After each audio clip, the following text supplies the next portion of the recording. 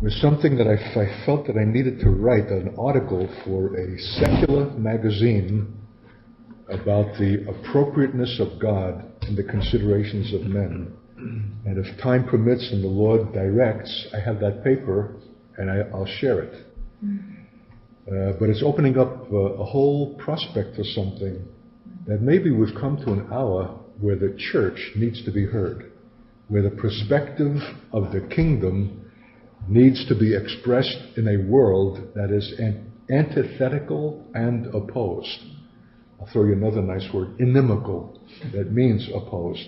The world is inimical to God and to the thoughts of God. And it wants to do everything in its power to keep those things at arm's length, lest its own vested interests be challenged or threatened. Because thought is not some kind of innocuous, harmless activity. If thought does not have consequence, it's not really thought. And it's surprising to what degree the church is somehow suspicious of thought or of thinking, as if perhaps it's unspiritual. Well, it is, if the thinking itself is earthly. But if it's heavenly, there's nothing more appropriate to the spiritual life than right thinking. So something is brewing, and praise the Lord for my library, and I was able to pick out a man who has addressed this question profoundly, virtually unknown to the American church, and perhaps maybe even in his own country, whose name is Harry Blamires, Blamires.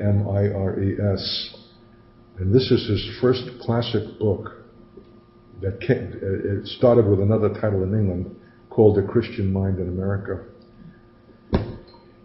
So let's see how the Lord will direct us into this, because it was tripped and triggered by something that was on time for today in that Holocaust paper, where I think the last time we were talking about the testimony of the prophets and the indictment of God, the controversy that God has with his nation that has been expressed through the prophets historically.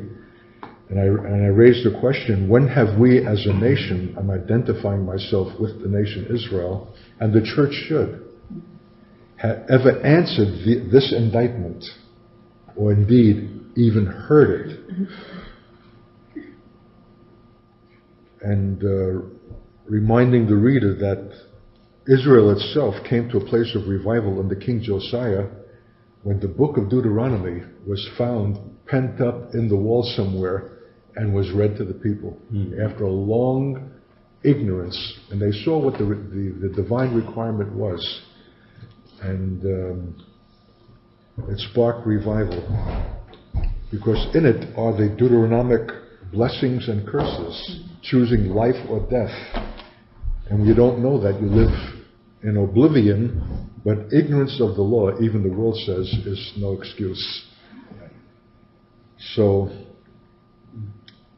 we were looking at the curses of Deuteronomy 28 and Leviticus 26, and we're reviewing the fact that even though Israel may be ignorant or indifferent to covenant and to covenant obligation, it does not absolve them from the penalty of covenant.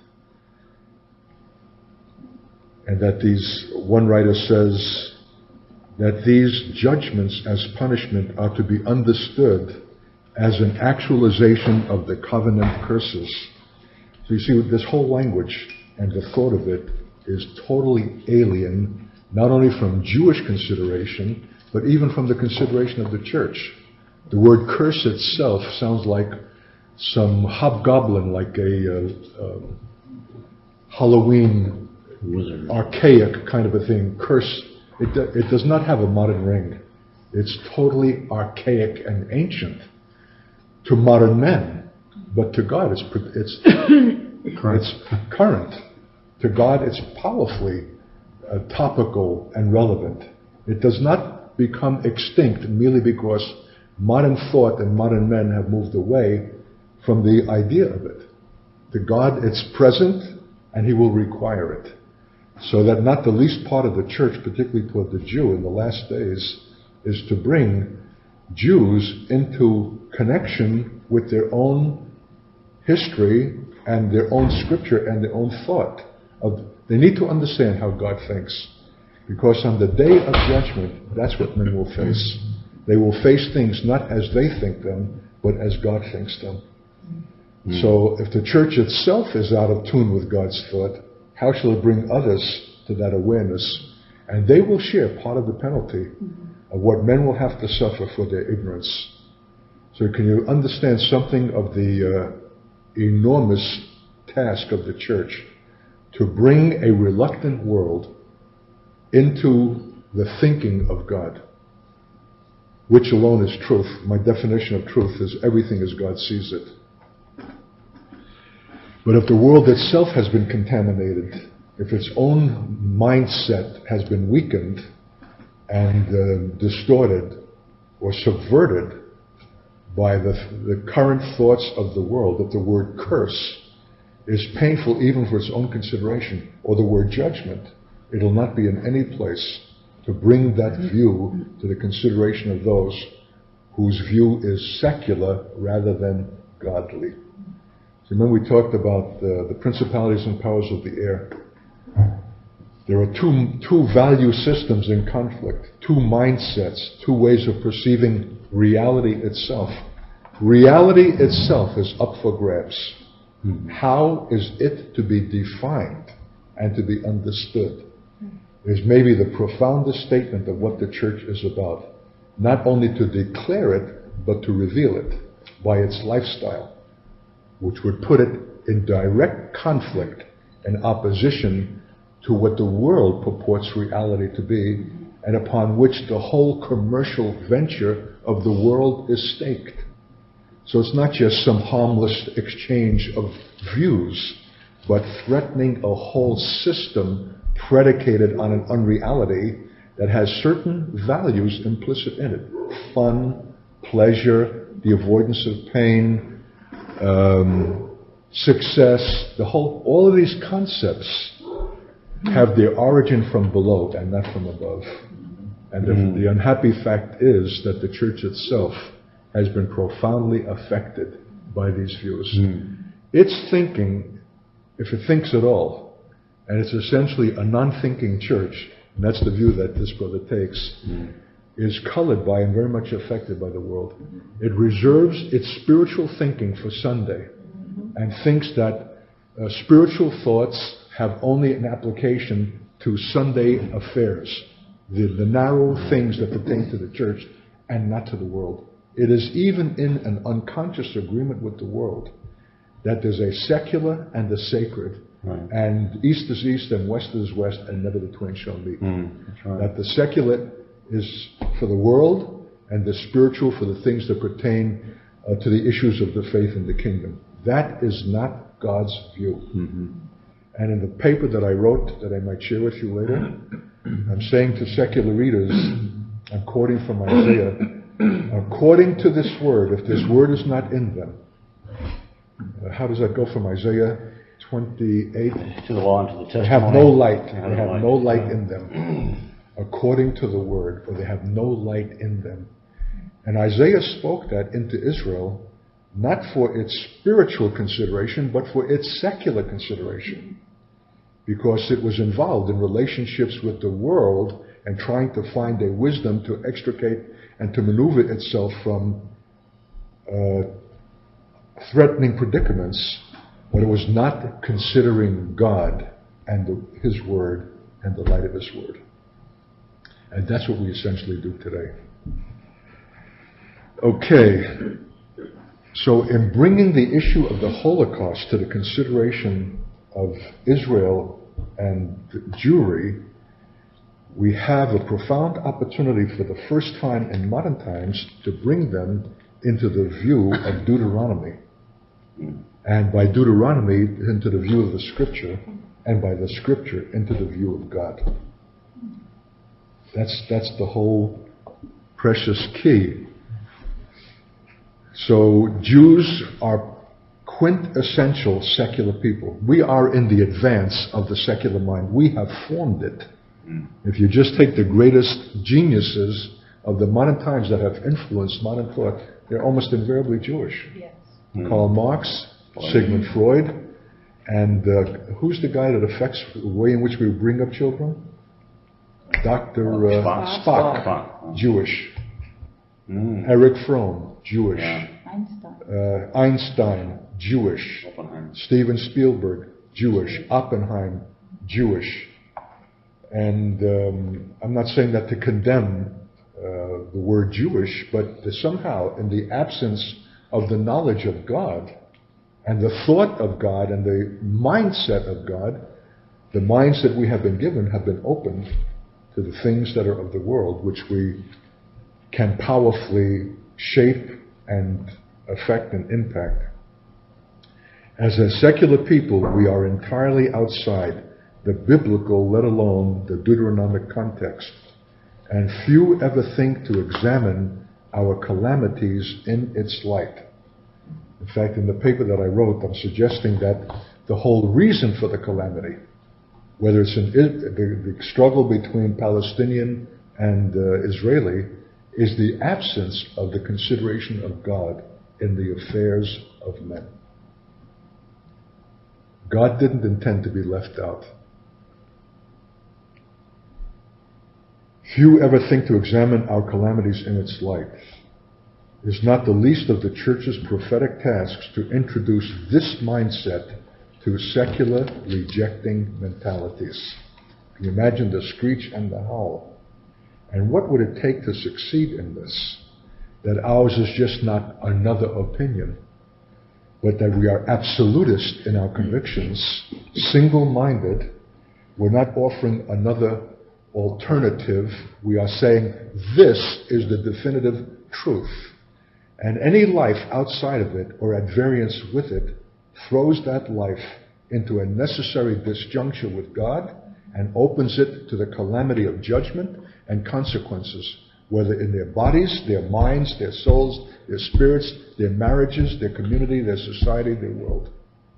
To live outside of God in God's way is to suffer the consequence, because we are made. The God who made the world fashioned us to live in a world of righteousness. So tumors, cancers, nervous breakdowns, emotional disorders. It's ultimate insanity. Insanity itself is the last statement. In fact, the final and the last statement is suicide. Is man's stubborn self-will who would rather die at his own hand than submit to the wisdom and the way of God. And in fact, Nazism is national suicide. Yeah. Not only national suicide, it implicates and draws the world into death. It is the philosophy of death, nihilism, Nihilism, is that attitude of total loss of hope, of total cynicism and despair, when nothing works and nothing matters anymore and anything goes. And mankind gives itself over to a certain revelry in hatred, bloodlust, destruction, and violence. It celebrates death. We are perilously at a threshold of the world being inducted into that with the failure of its last idealisms. And for a man who has lived through it, for example, when I made my hitchhiking odyssey that resulted in my conversion, I was in that state. I was moving toward that nihilistic dejection and despair. Having been a Marxist, having been a pragmatist, existentialist, I had tried the philosophies and the ideologies of the world, and they were zero. I didn't know that there was a God as an alternative. I was in a rather hopeless condition. And in the course of that journey, who is it who gets assassinated in Texas? President Kennedy, who had represented for men like myself a last political kind of hope that idealism and principles and lofty considerations would have a place in the conduct of American politics. But with his murderous death that could come in a moment by the most, what's the word? Precarious, that's not the word. Oh Lord, there is a word. Insane, inane, wild and precarious circumstances, by some dolt, some jerk who once gets his name in the paper and is so hungry himself for some kind of recognition out of the obscurity and nothingness of his own life that he doesn't think it too desperate a thing to shoot a president. That's how Reagan got shot, and that's how Kennedy's brother got shot, by men in impulse out of the vacuity of their own life, without the godly mindset or the fear of God that mindset, with which that mindset is compatible, to do things like that. That there's no man safe from the predators of a nihilistic kind. And not only presidents can be knocked off, entire nations, or 6 million Jews, systematically. So we are at the threshold again of an even greater demonstration of this nihilistic spirit. Because the world does not know a divine alternative. It has been kept as a Sunday thing, and even there it is effete, E-F-F-E-T-E, worthless, impractical, far-fetched. Even its doctrines are questionable. Its references don't carry weight. The church itself does not subscribe to what it believes. It does not live as if it believes what it says it believes. And therefore the world is not impressed. So if we're going to project a divine perspective, another mindset of how to view reality and how to live, it will not be possible except that we can convey that with the conviction of a people who live it, which throws that person or that church into a complete disjuncture with the world and invites the barbed attack of the powers of the air who are threatened by anyone who's going to blow the whistle on their unchallenged premises by which all the world lives in error.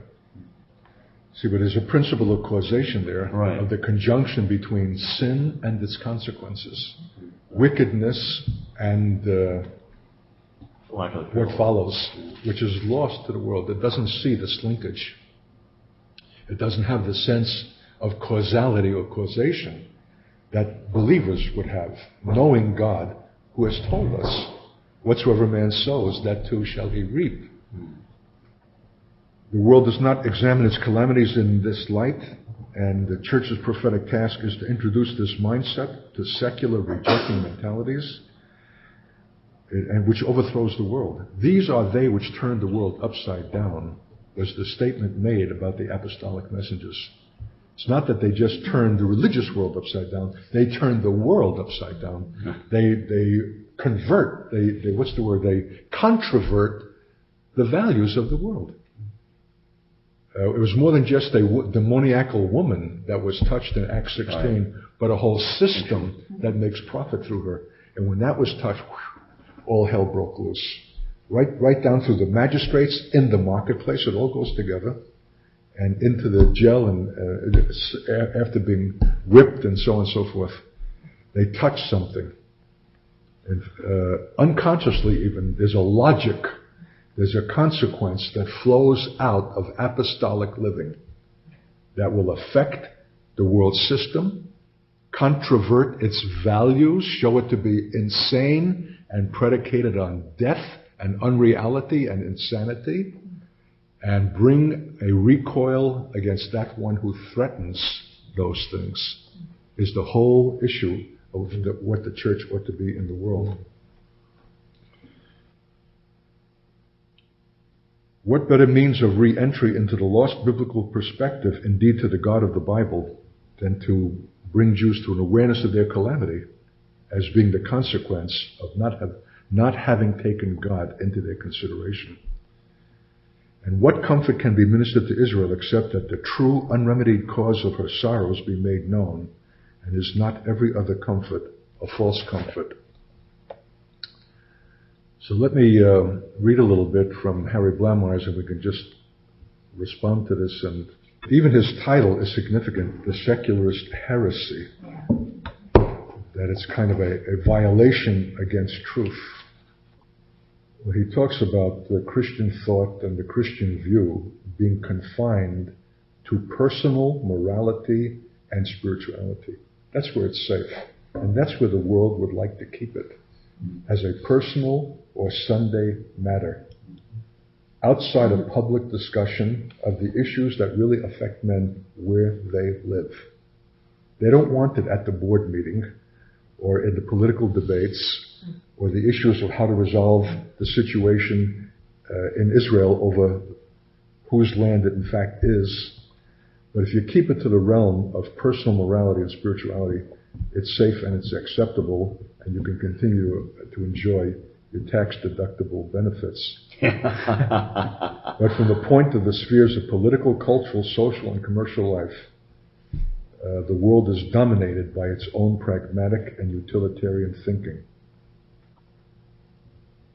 Christian influence is restricted to the narrow field of personal relations and moral attitudes. You cannot enter these spheres as a thinking Christian. There's no one to communicate with Christianly. There's no field of discourse in which your presuppositions can be understood, let alone accepted or discussed. In other words, if you try to bring the Christian mind into the public debate, your language and your mentality is altogether alien and foreign to what other men speak. You have to come with a whole set of categories that they don't understand, because it's predicated upon invisible things. It's predicated upon a dimension that the world is not willing to consider, namely eternity and eternal consequences. They may be willing to consider eternity chronologically as something that happens after death, but they don't want the issue of eternity brought into time where it profoundly belongs and needs to be brought. That's the Christian view.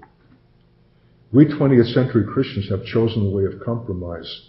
We withdraw our Christian consciousness from the fields of public, commercial, and social life. When we enter these fields, we are compelled to accept, for purposes of discussion, the secular frame of reference established there. We have no alternative except that of silence. I can remember back in East Germany, before the walls came down, on a trip with Dan Shield and my interpreter, that the Lord was giving me something on the back of an envelope to say to elders. I was upstairs, they were downstairs. It was our last meeting before we left East Germany. And something was growing in my spirit from all of the propaganda that's to be seen visibly everywhere. Train stations, public places, platforms, 40 years of German-Soviet relations and brotherhood and friendship, which was a complete lie. The East Germans hated the Russians. They still remember the rapes when the Russians came at the last stages of the war and just looted, pillaged, and raped like vandals. And so this is all propaganda stuff, and just a lot of other things that were just a lie. And I said to these guys, I was writing on the envelope, how long are you going to suffer the lie? You have an obligation to stand for truth and not to allow these propaganda lies to be disseminated without raising an alternative voice. And they thought I was mad. Like, what has that to do with anything spiritual?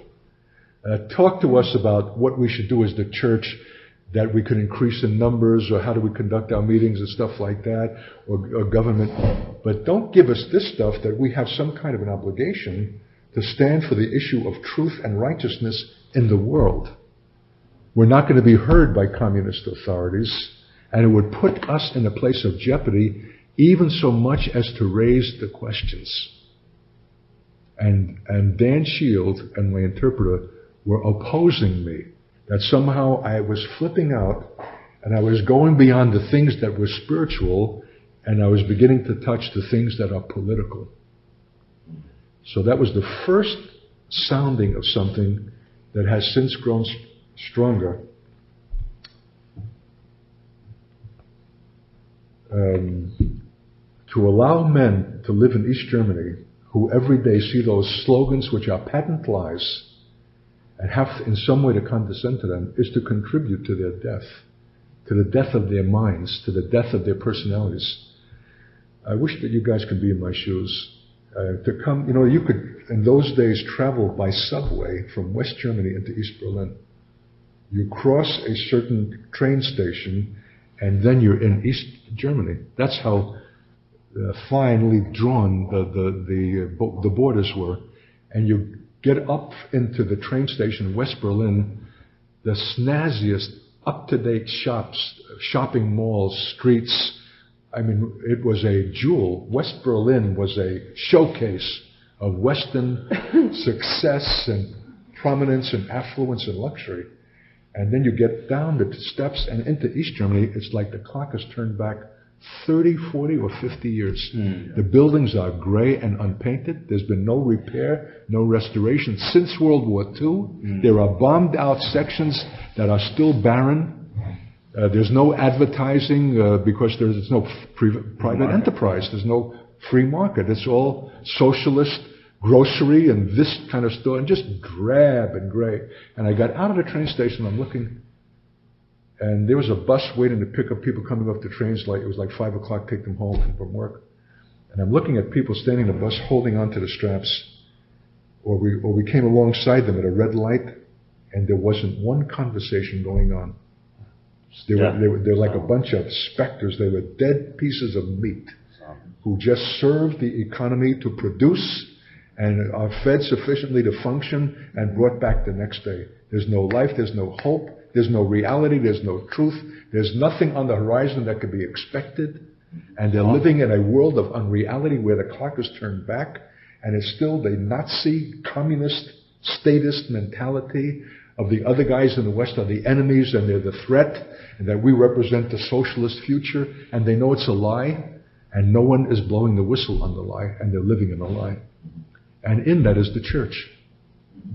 The church is a little beacon of light, but its light is not going out into the darkness. So I'm telling them that they have an obligation to stand for what is made in God's image and not allow man to become atrophied and stunted and hopeless and become a prospect of death, dead even while they live. That someone needs to blow the whistle on the lie and say, this is not true. And this ought not to be promulgated and publicly stated. We don't love the Russians. It has not been 40 years of fraternal brotherhood. It's been an unspoken tension of resentment and hatred. And it will remain that until we face it. And that's truth, that's reality, that's hope. But what does it take for those elders to come into the public place and to say that? See, Kid Katz is leaving the next day and driving out and back into West Germany, but they'll remain and have to suffer the backlash to their statement. You know, to prick the bubble at any one place that is predicated on a lie is to challenge the entire thing that is raised up upon it. And the reaction and the backlash is disproportionate to the one statement that you're making.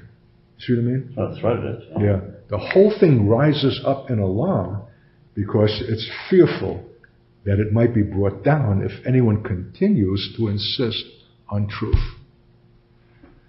God has made us biologically to live in truth and in righteousness, or we go haywire. Our minds snap, our varicose veins bulge, our organs become tumored, we begin to experience rot, Stress. when we go on in conditions of life that are contrary to truth and to righteousness. That's right, that's true. And we have an obligation as stewards with dominion over creation to stand for what is made in God's image. That's why we can't stand to see the environment itself despoiled or raped or wasted. And what then shall we say of man? So just across the border, and to see the vivid contrast is startling. Came from California to New York to be trained for Jewish missions, my own native city, and I came on the first Saturday morning to the Jewish bakery around the corner in Queens, and I walked in and I said to the woman, "Hi!" And I thought she was going right away to the phone to call the cops. She went white like, what Really? is it? All they know is brute transaction. What do you want? And you get it, and you slap your money down, you get your change. But to express any kind of affection or human endearment or what's the word? Congeniality. A geniality, a cordiality, a normal kind of is strange. That's how twisted and deformed that New York environment is. Anybody who lives there knows that the waiters are gruff. You feel like they're doing you a favor to take your order. It's another environment, another mentality, entirely twisted and distorted, and millions are predicated on that reality. The last days Antichrist rule will be employing these automatons who have lost natural affection and are without conscience and are capable of the fiercest cruelties without batting an eyelash. They're being prepared for it by a kind of a mindset that is taking place, and of course what they're seeing in violence, or the flight from reality as is expressed in the emphasis on entertainment. And the more bizarre the entertainment, the more ghoulish, the more spectacular, the more the need. Like it becomes sated, it becomes dull. You need now, first there was 3 axe murders, now you need 12. Or you need a chainsaw murder, now you need a blood spree through an entire community. 1 rape, now you need pillage. It's more and more bizarre. Now the films are bringing the animated cartoons in with the thing so that the child talks to a genie that is depicted through animation in the same reality.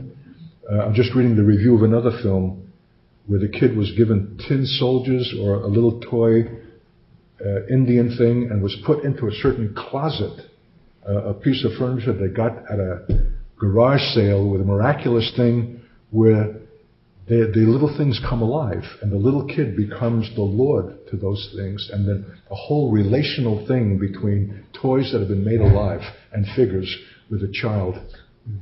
I mean, the more cunning, the more bizarre the amusement and the entertainment to distract and to keep people who cannot think and face reality but need increasingly to be distracted and compensated in it by unreality. So it compounds the problems yet more. I think that there's a justification for Christians not only standing outside of movies that are literally pornographic, but outside of movies that are promulgating an unreality that destroys mind and heart and soul and spirit. And if you've not heard this before, the day that I took my TV set out of the house in the first Ben Israel is when I came into the darkened room to see all of the Ben Israel kids watching on my TV set a film that had no violence and no sex and nothing in it that was externally or visibly offensive. It was a love story about Olympic athletes, an American and a Russian athlete. But what was being expressed in that was so utterly subversive of the truth, was so stupidly romantic in the most unrealistic way, was so ungodly in the concepts and the values that were being expressed in that relationship with and my kids were just gaga.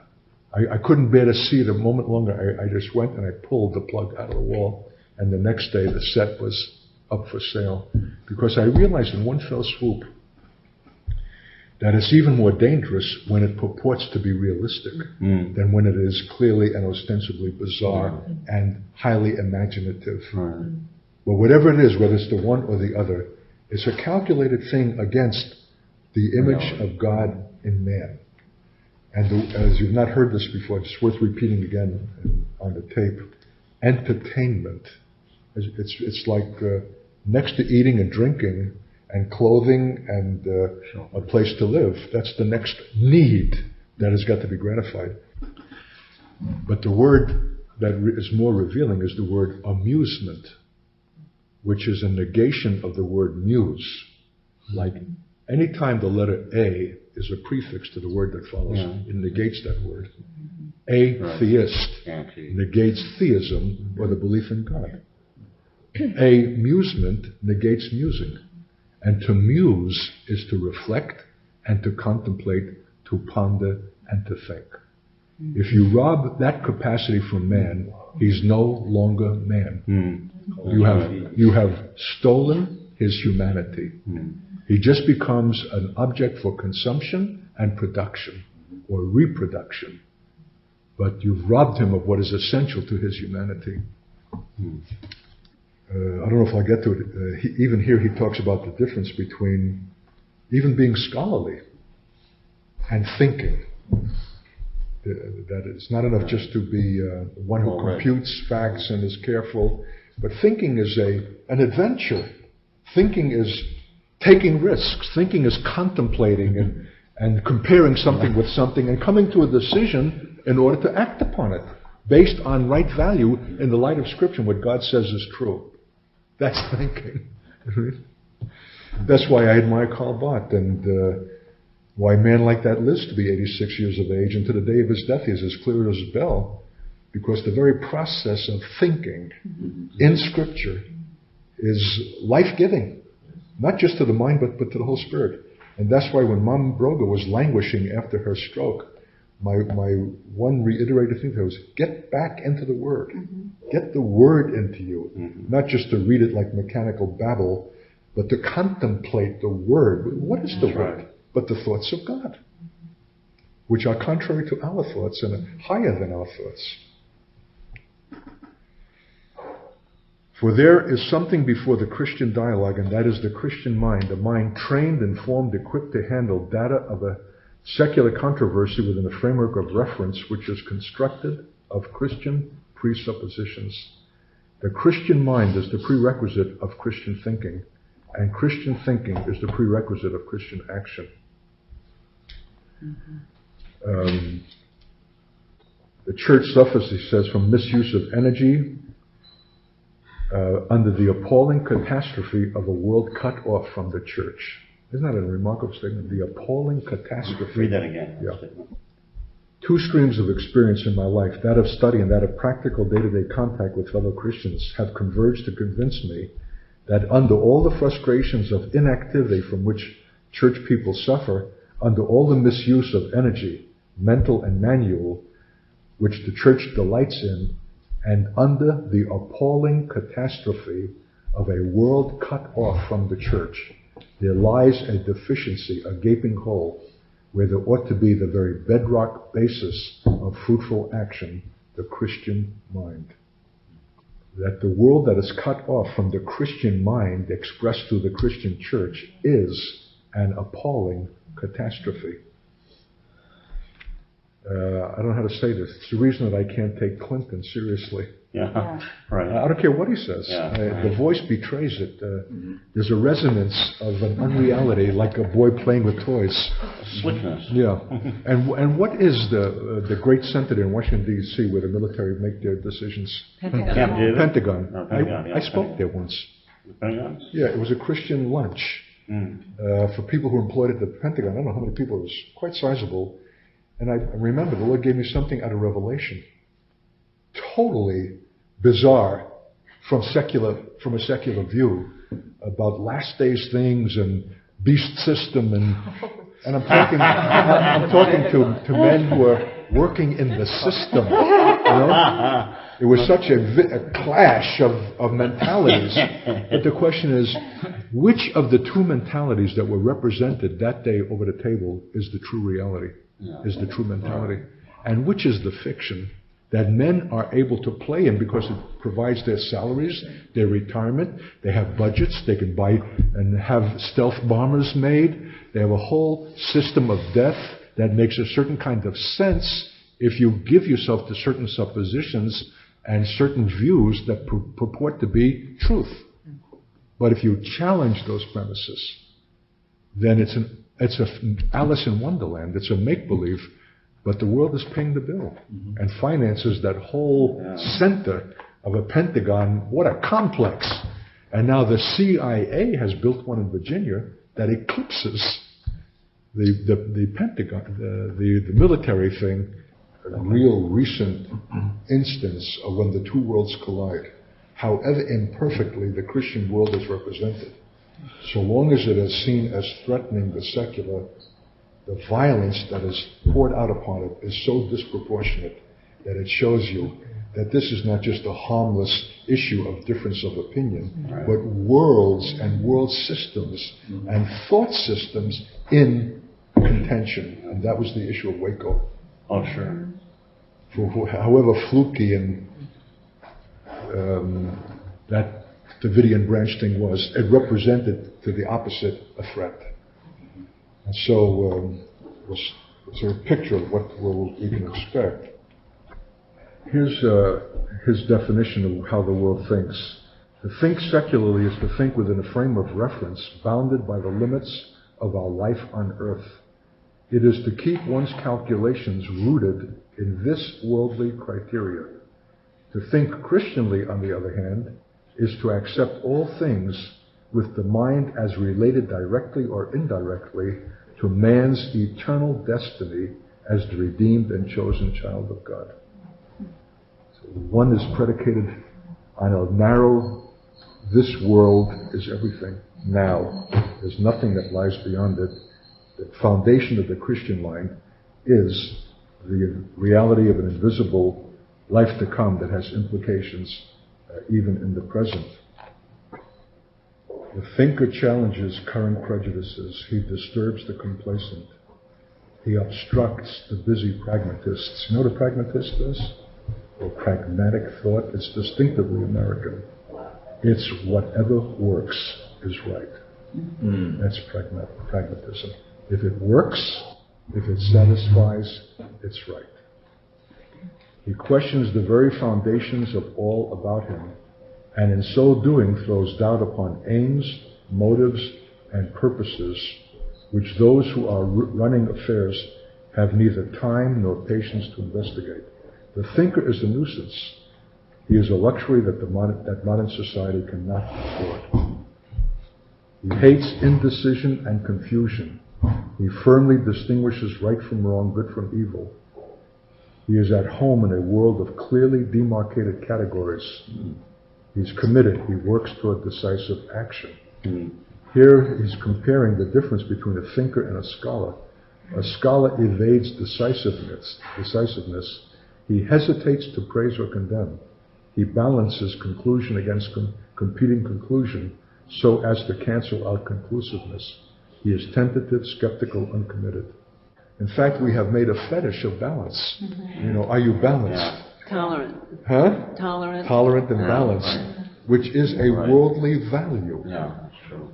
But the prophetic man is profoundly unbalanced, especially from the world view, and extreme and decisive. He says the church is false to itself when it rejects the thinker. And so far as it adopts the fashion of the secular world and tries to submerge thought under learning and prophecy under scholarship, it strives to secularize itself and to destroy itself. It's true that God has mercy and judgment, but until we see judgment radically, we don't understand mercy. Right. But if we want to balance judgment by mercy, we have neither judgment nor mercy. Okay, yeah. See what I mean? I see, I guess, yeah, okay. There's a certain Yeah. radicalness Right. in thinking in God's thoughts. But even the value of balance as a value is a worldly thing. So a prime mark of the Christian mind is that it cultivates the eternal perspective. It looks beyond this life to another one. It is supernaturally oriented and brings to bear upon earthly considerations the fact of heaven and the fact of hell. And the word supernatural itself is at the heart of what is offensive in Christian thought to the secular world, because it wants to be eminently rational. It wants categories that it can handle, that don't threaten the things that are visible and seen, that can be weighed and calculated and measured. But to introduce the supernatural is to bring the dimension that is outside man's control. It is what God brings, God's intervention, God's act. And this upsets the whole apple cart, because men want systems that they can engineer and structure conclusively and completely, which what Marxism is, socialism is. To say that there's a God, that God is supernatural and can bring the supernatural into the world of men, is the deepest offense to rational men. Yeah. They're willing to entertain irrational or non-rational phenomena that is bizarre, but it doesn't open them to consider God. No. They're more disposed to consider demonic realm and a fantasy realm, the speculative spirit realm, but they're not willing to consider God as a spirit and in the realm of the supernatural. There's a way in which the world will allow Christian thought and references in a sanctimonious way. Like, for example, opening sessions of Congress with prayer, or swearing in a witness by having his hand on a Bible. Yeah. It doesn't mind the decoration, but it doesn't want the substance. Yeah. Right. Here's what this man says about the charge against higher ecclesiastical dignitaries. By the very nature of their position, they are involved officially on platforms, on committees, as chairmen, as overseers, in many laudable activities, dominated by secular thinking of an educational, social, or cultural kind. In other words, they endorse or they do not threaten the committees that they sit on. They're not challenging the premises, the unspoken foundations by which those committees do their work. They sanction them by their presence or endorse them. In the discussion of practical affairs, these dignitaries find themselves in exactly the same position as the schizophrenic Christian layman. No one else is thinking in terms of an earthly life played out in time against the background of eternity, with the issue of salvation as its dominating concern. So the bishop pushes that kind of thing to the back of the mind and joins the discussion with a mind operating within the accepted secular frame of reference. But there is a difference. As a bishop, by virtue of his office, of his known ecclesiastical dignity, he feels it is his inescapable duty to drag in the Christian overtone. It may be merely that he says a brief prayer at the beginning of the meeting, or it may be that he remarks how the church is very concerned about this or that social problem, or he inserts a pious platitude, "I'm sure God's blessing will be upon this," or "we must all pray that this will succeed." Whatever it is, the final result is an unfortunate one, for the impression is left that here the church has made its contribution, that the Christian view has been heard along with others, and that in fact the Christian mind has been at work. Yeah. This represents the faith, and it has given its blessing and sanctioned what is going on, and that's the role that the world appreciates the church playing, and that it will sanction and bless and promote and give tax exemption for. But if the church expresses a view foundationally different and contradicts the assumptions and challenges its premises and the things upon which it is predicated, then it will not be so warm to the representatives of the church. The Christian mind's realization that all is not over when you die is something which affects not only the future but the present. To believe that men will be called to account for each wrong committed and each good committed is itself enough to give an urgency to human deliberations and decisions which the secular mind cannot appreciate. That something is being worked out, that there's a drama, that things are being weighed, that there's a day of judgment when there'll be an eternal consequence for how we have lived our life, is totally outside the perception of men in the world. The belief that the thoughts and actions of every hour are molding a soul which is on its way to eternity, that we are choosing every moment of our lives in obedience or disobedience to the God who created and sustains all that is, that we are always responsible, that we are committing ourselves with every breath to salvation or damnation, is the issue. And then I'll end with this. Do we as Christians mentally inhabit the world presented to us by the faith of the church as the real world? As the real world. as the real world. Do we ourselves inhabit that world? Like, is this for Bible study? Or do we inhabit that world? Is that our reality? Is that our framework? I'm often enjoining Christians to steep their eyeballs into the apostolic scriptures and make that the predicate of their reality. Not what you see naturally. That's deception. But this is the reality. But to do that and to steep yourself into that and to make this the foundation of your being and your thought, and every reflection is affected, is to put yourself in opposition to what men see. That's true. And so he's asking, do we inhabit the world that we profess to believe, the scriptural world, presented to us by the faith of the church as being the real world? Do we bring this kind of picture of the human situation to bear upon our discussion of human affairs? Do we, in this respect, ourselves think Christianly? The truth is, for the most part, we don't. Our personality does not bear the imprint of our attempts to live this life.